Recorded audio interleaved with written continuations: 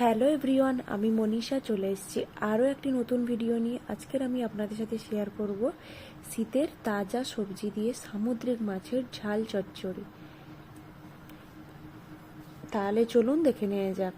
দেখতে পাচ্ছ আমি সামুদ্রিক ছোট ছোট মাছগুলোকে লবণ আর হলুদ মাখিয়ে কড়াইতে ফ্রাই করার জন্য বসিয়ে দিয়েছি। আর এই ঝুড়িটার মধ্যে কেটে নিয়েছি মূলো, আলু, বেগুন, আর তোমার দিয়ে দিলাম পেঁয়াজের টুকরো আর দুটো টমেটো বড় বড় সাইজের। এখানে কাঁচা টমেটো হলে খুবই ভালো হতো, কিন্তু কাঁচা টমেটো ছিল না, তাই পাকা টমেটো দিয়ে বানালাম যাতে একটু টক টক ভাব আসে।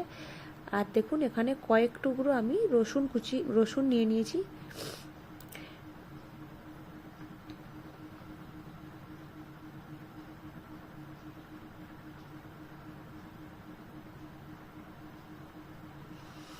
এদিকে আমার ভাতটা হয়ে গেছে, আমি ভাতের ফ্যানটা ঝরিয়ে নিচ্ছি। আর আমার ছেলে এসে তো ভীষণ পরিমাণে ডিস্টার্ব করছে।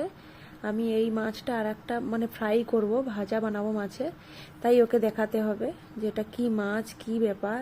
মাথা খারাপ করে দিচ্ছে এসে, দেখেছো মাছে হাত দিচ্ছে। দেখো এবারে আমি রসুনগুলোকে টুকরো টুকরো করে কেটে নিচ্ছি ছোট ছোট করে। আমার রসুনগুলো কাটা হয়ে গেছে। এবারে আমি মাছটাকে এক পিঠ হয়ে গেছে আর এক পিঠ উল্টে দিচ্ছি।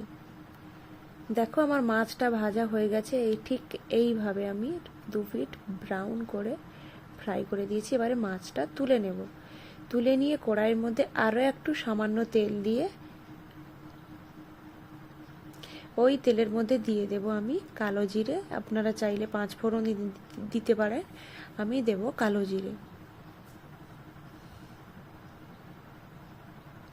কালো জিরেটা দিয়ে একটু পরে আমি দিয়ে দেব এই যে কুচিয়ে রাখা রসুন। রসুনটাকে দিয়ে কিন্তু খুব ভালো করে ফ্রাই করতে হবে, একদম পুড়িয়ে ফেলবেন না, ব্রাউন করে ফ্রাই করবেন।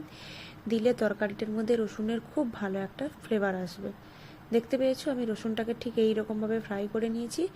এবারে আর এই যে টমেটো আর পেঁয়াজ আলাদা করে ফ্রাই করবার কোনো দরকার নেই, একসাথে দিয়ে দেবে। একসাথে দিয়ে এবারে দিয়ে দেব ড্রাই স্পাইসেসগুলো। শুকনো মশলাগুলোর মধ্যে আমি কি কি দিই দেখো।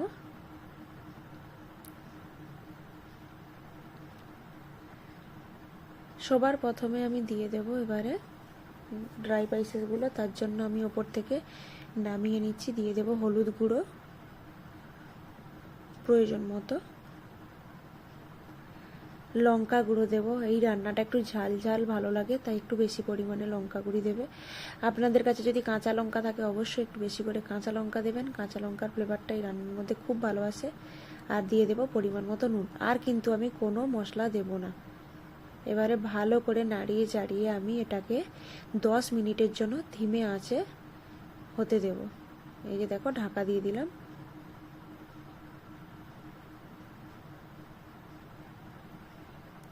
আমি এদিকে রান্নার যে মশলাপাতিগুলো লেগেছিল ওইগুলো একটু গুছিয়ে নিচ্ছি। ততক্ষণে আবারও দেখুন ঢাকনাটা খুলে আমি নাড়িয়ে চাড়িয়ে দিচ্ছি এইভাবে মাঝের মধ্যে।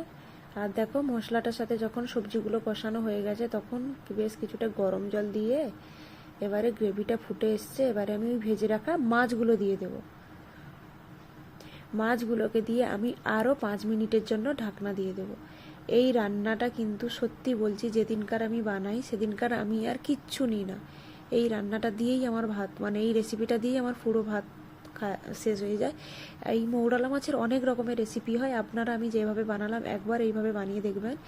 দেখুন এই যে একদম জলটা শুকনো হয়ে মাখো মাখো হয়ে গেছে। আমার কিন্তু রান্নাটা একদম কমপ্লিট, সবজিগুলোও সব সেদ্ধ হয়ে গেছে।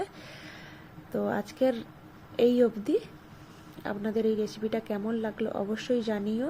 আর আপনারাও অবশ্যই একবার বাড়িতে ট্রাই করবেন। এবারে দেখো আমি বেশ কিছুটা ধনেপাতা দিয়ে দিচ্ছি। অবশ্যই আপনারা লাস্টে ধনেপাতা অ্যাড করবেন। এই রান্নাটা আমি শীতকালে শ্যুট করে রেখেছিলাম, তখন দিতে পারিনি, তাই শ্যুট করা ছিল, এখন দিয়ে দিলাম। মৌরলা মাছ তো আমাদের প্রায় সবসময়ই পাওয়া যায়। আজ এই অবধি, বাই।